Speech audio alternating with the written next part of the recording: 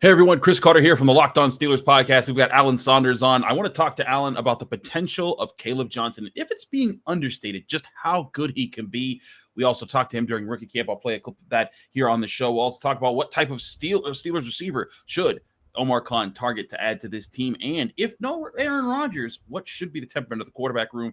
All here on the Locked On Steelers podcast. Let's get into it.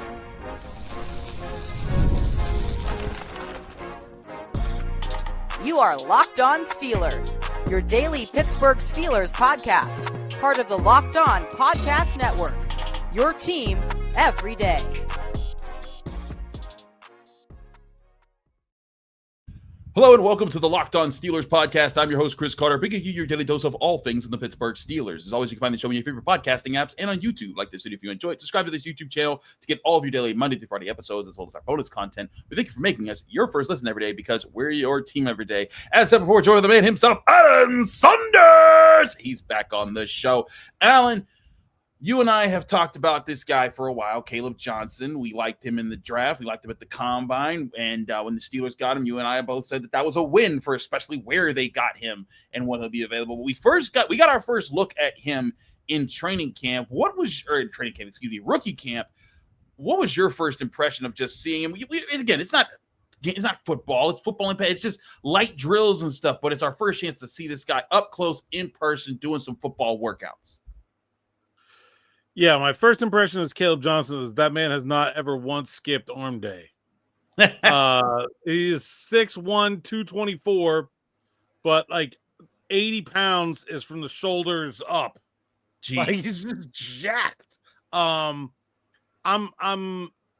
like, you see a guy with pads on and you see a guy without pads on. I think it really changes your perception of the individual. There can't be too much body fat on that dude. Like absolute workout freak. He was talking about how he runs. He ran 3 to 4 miles on the treadmill the night before his first practice, then worked out. I'm like, that's like pure sicko behavior in like the best possible way. So like I think that like you see that like, oh, the 40 wasn't very fast. So it's like, okay. I don't think you should have a lot of concern about the physical tools of this dude. I think he's getting it done just fine on tape. And now you see the specimen, the physical, and you're like, yeah, I'm any concern about that 40 times should be out the window. Yeah, I feel like I feel like it's going to be interesting to see because I know a lot of people are probably sitting there saying, "Wait a second, y'all was hyping up Najee Harris's physicality and his physical specimenness when we saw him up close because he was jacked and had abs and big, thighs of steel." Kaleb Johnson's just like a I don't know how to describe different. It's different. It's different and okay. It looks it's Najee Harris is big. Kaleb Johnson doesn't look 225 when you see him. Right? You understand what I'm saying? Like right. You see the weight number and then you look at him and you're like, wow, that dude don't look 225. How is he 225? Right, exactly. That's what I think is Najee Harris is a big dude. Like he looks big. Kaleb Johnson weighs a lot, but he doesn't look big. And I think you start to understand what he's all about and how much he lifts weights and how much of he's carrying it in his arms. And you're like, oh, well, that's why he's 225, but that doesn't mean he's going to be slow. Like, I kind of get it, I guess is what I'm saying. Oh, there's that part too. We also got a chance to talk to Kaleb Johnson. Here was him talking. I want you guys to hone in on specifically the part where he starts talking about the relationship he developed with his linemen at Iowa, how that was important to him there, and how he plans to do the same thing in Pittsburgh with his new offensive line. Here was Kaleb Johnson in Steelers rookie camp. Oh yeah, okay, cool. So you'll get plenty of reps to try to work on the pass. Yep, that'd be awesome. Showcase event at training camp. Okay, so let's do it. But yeah, man, I'm so glad to be here, and just staff, like just her, just introducing herself and coming in as welcoming. Everybody was just so welcoming here. So I can't wait to be a part of this thing. So I talked to Coach Ferentz about you last week, and he said anytime they needed a big play, you were the guy that provided it. Yes, what gave you the ability to do that in big moments? I feel like my offensive line, and I feel like the guys that were in front for me, it wasn't just the relationships off the field. I mean, on the field, it was just off the field, We hung out, and them guys, we had a bond that it was just, all of us together, it was great. So when we got on the field, it was just there. It was chemistry, And I feel like, they blocked their butts off of me, and so is the wide receivers and the tight end. So I feel like they helped me make them big plays, big times. If it wasn't for them, I wouldn't be able to score touchdowns. So, like I said, at the Minnesota game, they scored the touchdowns, I didn't. And so they did it all for me. So did it matter? You guys were all Iowa guys? Like, everybody's homegrown there. Yeah. There's none of the transfers and all that stuff. Yeah, and that was the main thing about me is that I wanted to stay there. I want to be on the Coach Ferentz. I feel like he's one of the best to do it. And he put 94 people in the league, so I wanted to be the next up. So I stayed there even when times hard, because I feel like now a lot of people will go when times get hard there, and I feel like that's what a lot of people have. Adversity, and see how you overcome it. So with me sophomore year getting hurt, and then me coming back junior year and having a great season was just showed it. Stay there and get over the adversity, and just keep being positive and keep staying forward. So seemed like knew you were getting the ball though. The popcorn shop knew you were getting the ball. Yeah, but I was still productive. Yep, and I feel like that was the thing that we didn't care. They knew it was the ball, but they had to stop it, and they couldn't stop it. So we just kept doing it. It seemed like your best runs often came because you trusted your O-line. You had patience behind them. How do you develop that chemistry again in the NFL? Like you guys had the homegrown factor there, but now you got to do it again here. Building relationships with those guys off the field. Just going over their house, playing a game with them, chilling with them, and just learning their background and learning their story and learning learning chemistry on here, so we can do great on Sundays. So there you have Kaleb Johnson talking about how he's gonna have to develop that chemistry. I mean it, Alan. When I looked at his tape, it wasn't just his ability to force missed tackles. It wasn't just his burst or anything like that. It was how whenever I saw him making good reads, his trust in the Iowa Hawkeyes offensive line. Granted, a good line to trust. That was a big part of what made him successful at the college level. He would be able to sit in the right spot and then trust, like, hey, this crack's going to open. Bam, there's my lane. I'm going to hit it. That's going to turn into a big gain. It was such an important part of what I think he did there in Iowa. It's what the Steelers are going to need him to do. Now, again, I say this part's twofold, because the Steelers need the offensive line to get him to earn that. They need to earn his trust, because Najee Harris tried to trust him. It never really manifested. There were so many times they would just crumple at the wrong points, and he kind of just had to go all the time. Kaleb Johnson comes into the NFL showing that as a knack, as an ability. The Steelers need to be sure that they're ready to capitalize on it. Yeah, I mean, I love that he says he trusts his offensive line, and I believe that he believes that. But also, that was not like this world-beating Iowa offense. Where's all the top draft picks from the Iowa offensive line? It's not like he was like Najee Harris running at Alabama, where he literally was running behind All-Americans across the board. I think Kaleb Johnson is better suited and more used to dealing with an offensive line that is occasionally going to have some hiccups, that might be going against, when you see the better opponents in the Big Ten, some better competition from time to time where they're outmatched. And I just feel like he just does a really nice job pressing defenses, making them commit, and then go in a different direction. It's one of the things that Eddie Faulkner really preaches. I think he's a great fit for the offense. So I think Kaleb Johnson's going to be really good. I think he's going to be really good right away. I don't really see a difficult transition to the NFL for him. I think he's going to hit the ground running. I think the big thing is, though, the Steelers need this offensive line to work. They need to coalesce. They need to come together. Like you said, Iowa was not a dominant offensive line. They had good guys for the Big Ten, because that's just what Iowa does, man. They develop, they bring up dudes that's going to win the line of scrimmage. That's just about it. But I think that's something that he benefited from there. But the Steelers, like you're saying, if the Steelers don't need the best offensive line in football, I don't think they even need a top 10 line. It'd be nice if they have a top 10 line. But if this offensive line is above average, like sitting somewhere outside the top 10, hovering in that range, it will be a large step up, or a significant step up from where it's been in recent years. And the dividends that it will pay off into the other facets of the offense will become apparent to Steelers fans very quickly. And they have the talent to do that. It's not like that's an unrealistic hope. You're just sitting here saying, well, if the Steelers offensive line get the top 10, like they have enough good players to do that. They just need to put it all together. They do. I want to talk to Alan about the type of receiver that Omar Khan should be targeting. We talked about it yesterday with Nick Farabaugh, that the Steelers probably are in the market for a receiver to replace George Pickens. We'll talk about what type of receiver that should be next here on the Locked On Steelers podcast. Chris Carter, Alan Saunders, stick with us. We'll be right back. But first, I remind you this show is brought to you by FanDuel Sportsbook, the #1 sportsbook in America. The NBA playoffs are in full swing, and every night delivers highlight-worthy performances, and major momentum shifts, and can't-miss moments. Whether it's a game-winning shot or a breakout player, there's never been a better time to get in on the action. FanDuel makes it easy to stay in the game before tip-off and live. With player props, performance trends, and same-game parlays, fans have never had more ways than to play smart and win big. Between Anthony Edwards, Steph Curry, Nikola Jokic, SGA, Jalen Brunson, and Tyrese Halliburton, there are so many star players to give you your best shot at hitting a same-game parlay. And if you're new to FanDuel, you can win $200 in bonus bets if you hit on your first bet of $5 or more. If it's a great deal to take advantage of during the NBA playoffs, to do so today. If you're new to FanDuel, go sign up today. Head to FanDuel.com. Place your first bet of $5 or more. If you win, you get $200 in bonus bets. Make every moment more with FanDuel, official sports betting partner of the NBA.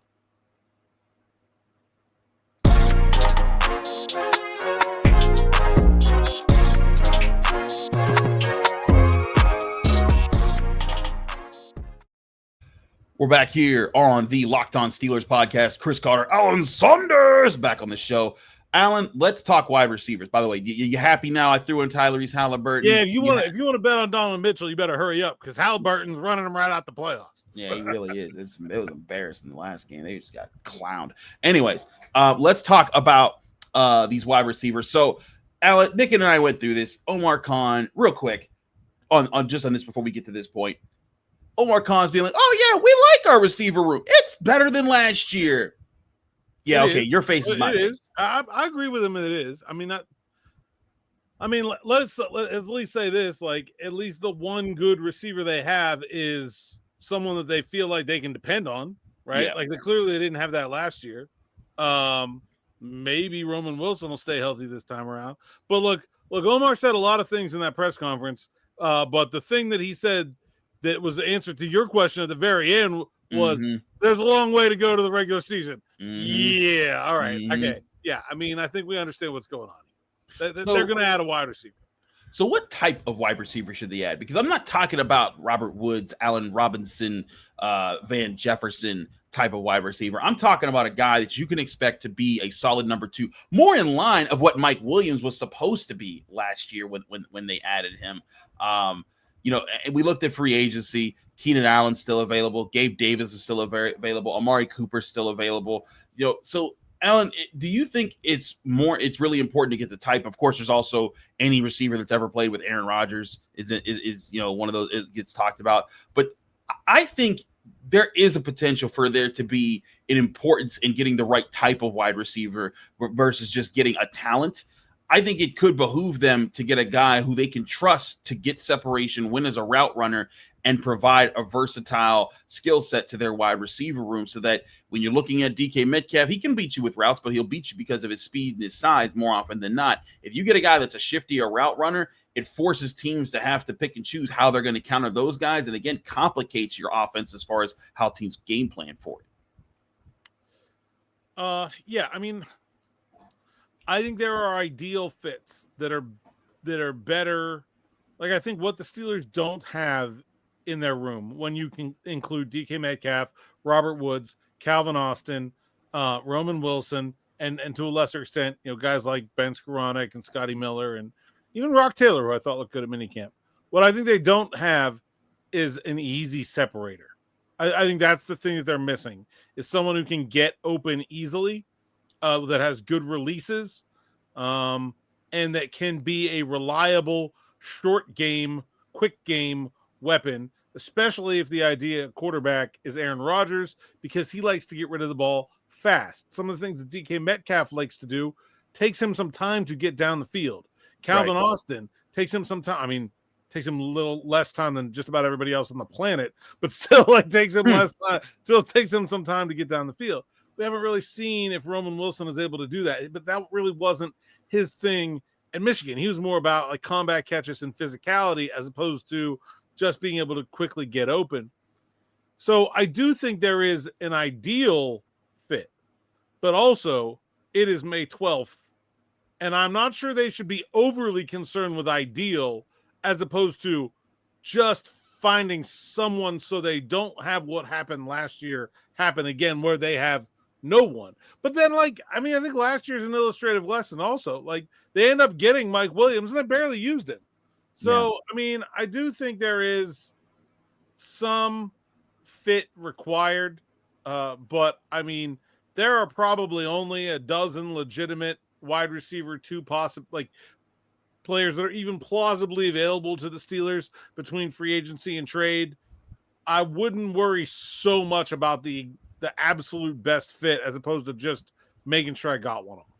I think that does make sense there. Making sure you get one of those guys, because you get too locked in on one guy, everyone else gets signed, and then it doesn't work out with that guy. Then all of a sudden you're back where you were last year, like you're saying. That might be the key here. It's fine, just but could it all just be cast a wide net? Like, you got 3 free agents right now. Yeah, get 2 of them, and like. What could that hurt right now if you get 2 of those guys? Scotty Miller and Ben Skoranek might not see the field as much.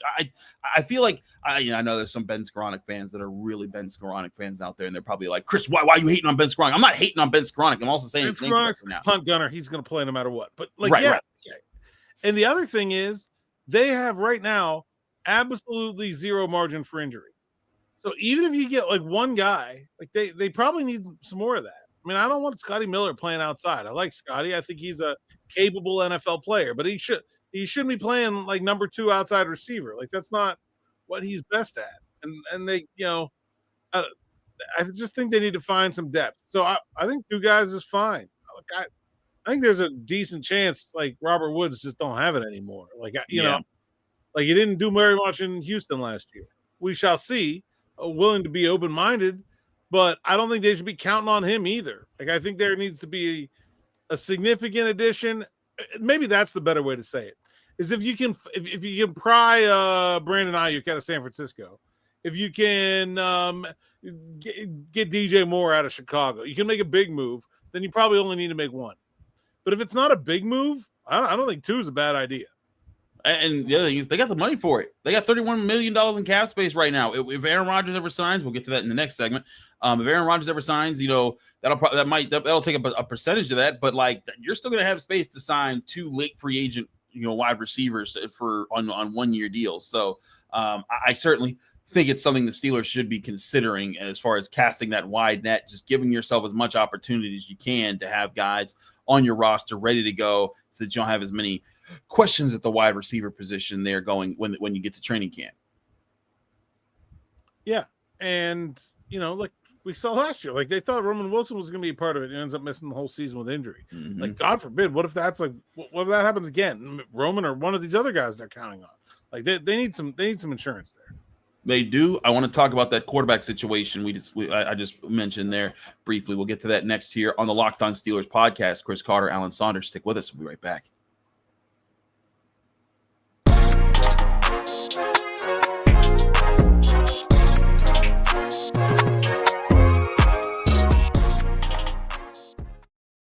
We're back here on the Locked On Steelers podcast. Chris Carter and Alan Saunders here on the show.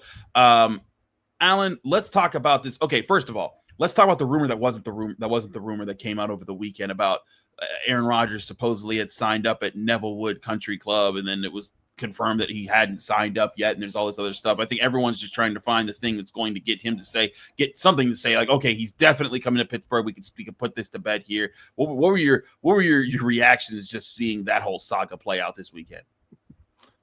I was trying not to pay too much attention to it. Whatever. It's interesting. I'm all for random Aaron Rodgers rumors though. We should keep them going. No. I saw Aaron Rodgers please don't. In the old mill at Kennywood. I saw Aaron Rodgers. Is the old mill still a thing? I don't know. No, I don't. I think it's I think it's back. Oh, it's back? I haven't been to Kennywood in so long. Wherever you could, wherever you can find Aaron Rodgers in random places, or whatever you got. Let's start a rumor here, Chris. Let's start a rumor. Where is Aaron Rodgers in Pittsburgh that proves that he is coming? What thing has happened that he's in? Let's start one. What do you got? You're ridiculous. He walked right up to Bob Nutting at the Pirates game and said, "Sell the team." He started a "sell the team" chant. There you go. At PNC Park. Yeah, He started a "sell the team" chant at PNC Park. That's how you know he's here. You heard it here first. Locked On Steelers podcast. Aaron Rodgers has been in Pittsburgh so long that he knows to start the "sell the team" chant. It's happening. It's over. You forget about it, folks. Heard it here first. Okay. Now to what I wanted to really talk about was, let's say something happens and he does not show up. The Steelers, I presume, will sign a quarterback. Omar Khan said he wants 4 quarterbacks heading into training camp. I imagine right now that quarterback would probably be a Carson Wentz. I don't think they should trade for Kirk Cousins. I think that would be crazy. Stay away from that. I'd rather have just broke Carson Wentz over that and deal with anything else than have to, I think that would just be bad for them. But if Aaron Rodgers doesn't come,